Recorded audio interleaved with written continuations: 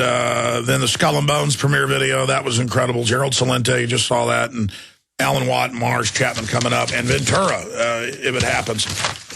He promised, he said, when the ruling comes out, I'll come on your show first after the press conference. And ring-a-ding, you know, I'm on air while whoever was on when that happened, I guess it was Adask. And it's just bizarre. My entire life's beyond weirdness. I guess reality's weird. Reality's crazy. Reality's cool. Not all this fake stuff where, you know, it's this fiction TV and all this garbage. The real world is just beyond bizarre. Okay, we're going to go to this rant. Great job to the crew, by the way. I cannot say enough about the crew. Oh, we're here because of the Money Bomb. If you want to donate, it's InfoWarsMoneyBomb.com or Infowars.com, and you can spread the video link around everybody. It's Friday, too. I haven't asked the IT folks who haven't slept. Well, what a crew. You know, I went to bed for a couple hours. Some folks around here haven't slept. But are we going to re-air the video at PrisonPlanet.tv and on the free streams for everybody when the show ends at 2 o'clock today? Are we going to air the 27 hours again or chunks of it? Or because normally we re-air the radio show restreams, and then for, you know, when we have the nightly news and that restreams for folks, and it's archived after we first air it. But what are we doing at 2 o'clock when the show's over? Yeah, okay, so they'll shut it down, let the servers cool off and get everything in line at 2 o'clock. I guess because we'll shut the system down for about 10, 15 minutes, and then we'll restream the entire thing. So there will be radio silence at 2 o'clock Central today. And then we will... Alex Jones reporting from Insane Asylum Earth. I'm living here with a group of people who want freedom. The planet's been overtaken by preening demonic peacocks who endlessly seek for power, trinkets, and golden tinfoil to festoon their beaks with. I'm watching them decimate the planet and release biological plagues upon themselves while they gibber like demonic monkey goblins. I'm not sure, but I certainly understand that we are entering the Twilight Zone here. Jaron likes what I just said. It's all true. So I'll continue from Insane Asylum Earth. I may be one of the last sane people alive, with you as well, but in the kingdom of insane people, the sane are insane. I guess to the Aztecs, I would be insane, saying, don't kill your child. The winged serpent doesn't exist. It's like the Easter bunny. They'd say, Easter what? Bunny what? We'll be right back after this transmission, after this rant with your call. Stay with us. And Alex, if it's all right with you, I want to get into the Obama birth certificate in a second, but let's just take a couple of calls here. Pervez is in Rochdale. Pervez, what do you want to say? Hi, good evening. Good evening, sir. I'm so proud of Alex. The gentleman speaks so loudly and he speaks so truthfully. Go on. I'm from Kenya originally, and I came to England as a 12-year-old child. Mm-hmm. And I was in the British Territorial Army, and my younger brother was in Royal Air Force for 7.5 years, a nautical engineer. So we have played the part with the forces. And I was in Kenya, coming back from Kenya in 1999. I met another Asian gentleman who was flying out to Uzbekistan. And we were just two people sitting at the airport in reception having a chat. And I asked him where he was off to, and he said, I'm going to Uzbekistan. I said, why? He said, because they found oil, and I'm an engineer, I dig oil. And he told me that 3 countries have found oil, and the oil pipeline was supposed to go through Afghanistan into Karachi in Pakistan.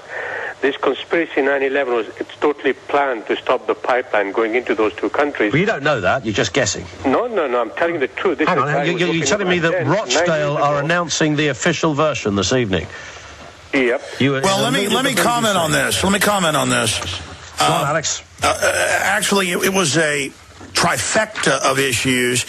And we actually have the now 2 books written by Zbigniew Brzezinski, who was the architect of the original Afghan war against the Soviets. He really kicked it off with the planning in 79, 80.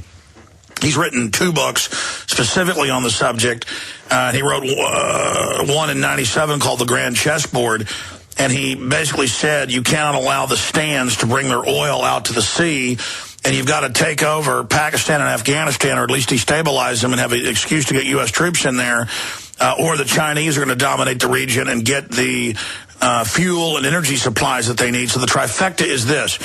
In Afghanistan alone, not mentioning the other 7 stands around it, in 2000 numbers, this was released by the World Bank, there's 4 trillion.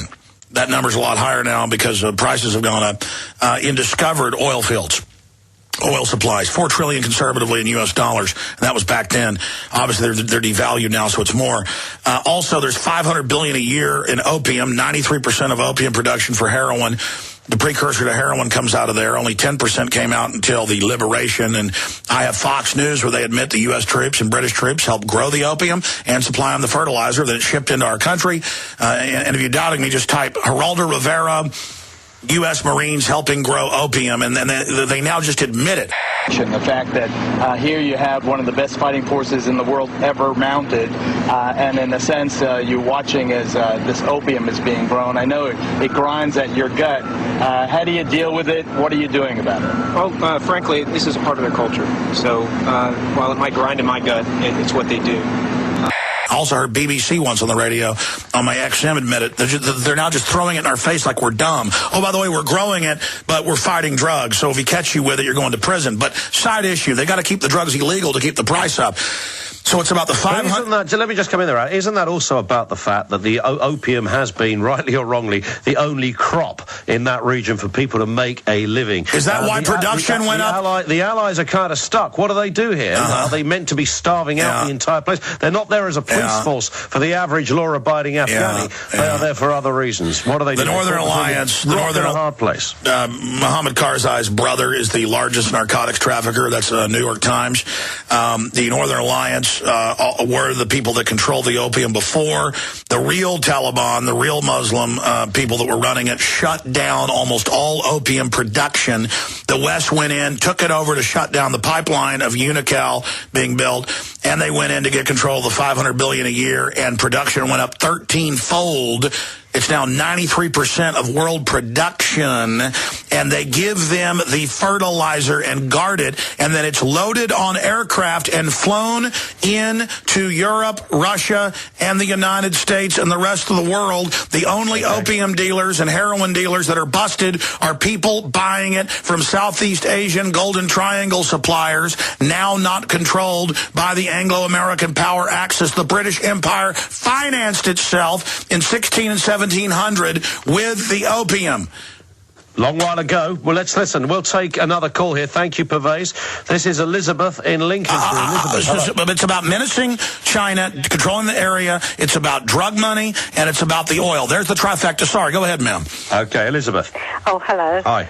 I was just wanted to ask, Alex, I know it sounds a silly question, really, but I've looked a little bit at the subject of sex trafficking, and UN run. Well, that's what I was going to say, because just recently there was a lady who happened to be an American soldier, and she worked for the UN, and she stumbled across something, and she was saying that actually the UN are behind the sex trafficking. And I thought, the more I've looked at it, it sounds ridiculous. Oh yeah, that's no. That's like stumbling. No. That's like stumbling over. That's like. Come on, Alex. That's a story. That's like stumbling over the ground. Okay, I will bet you £1 million. I'm not playing right now that the UN has been caught in more than 10 countries running giant child kidnapping rings. So the United Nations, an official or a secret dictat from the UN somewhere is, or not maybe people. No, they officially, the UN officially runs giant. Why would they be doing that? That's why they go into third world countries, Eastern Europe, Africa, Latin America, is to harvest slaves for the giant slave. They have slave ships. They have slave sex ships. That's Associated Press. Where do these slaves go to, Alex? They go to Saudi Arabia, Israel, Thailand, and other areas. There's also floating sex slave ships that have been reported on by the Associated Press. Houston Chronicle reported on it. Chicago Tribune. Look, you think I'm joking? Listen, just Google UN white slavery. They've been caught everywhere. DynCorp, Halliburton, Chicago Tribune, giant child kidnapping. The UN admitted that from the year 2000, 2005, over 1 million women and children were trafficked out of Central Europe alone. Well, yeah, the UN should know when they go in to help a country, their main business is going and press ganging women, children. They'll go in, machine gun the men, line them up just like the Romans rolling into Gaul or Germania. Which forces are making up these? The Belgians are mainly a pedophile brigade within the UN. They've got a whole bunch of other countries that make up. I reckon the Belgians would say you're talking. Hey, cat. I just bet you £1 million, brother, and I mean it. 1 million? You would not be able to prove that to me. You can send me to a Googled website, which is probably your own website. You wouldn't be able to Google it. You wouldn't be able to prove it to me, Alex.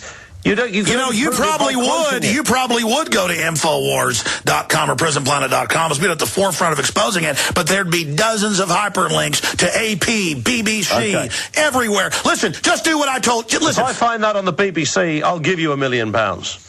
Just search UN caught running sex traffic.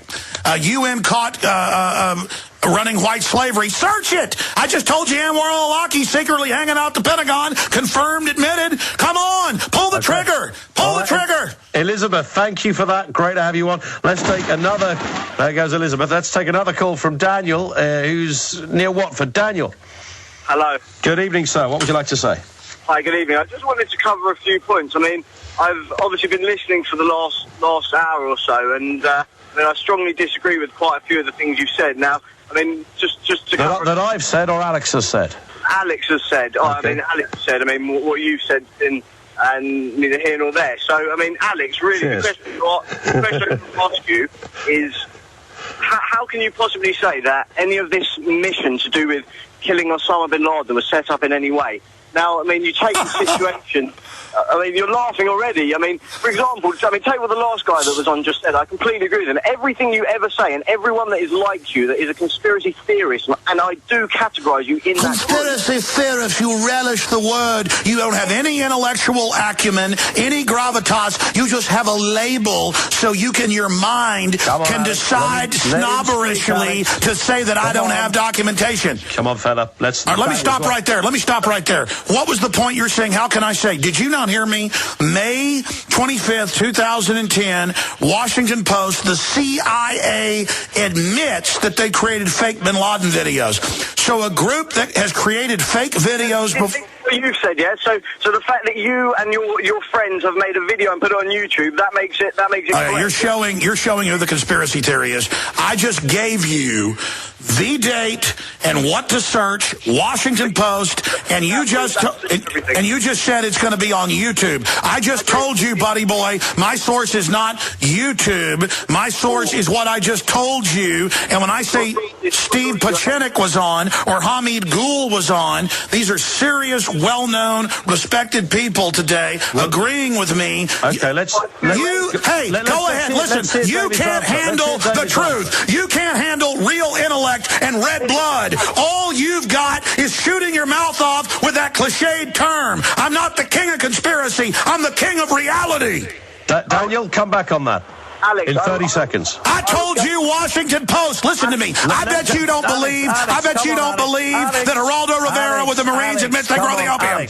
Alex, let Dan respond to that.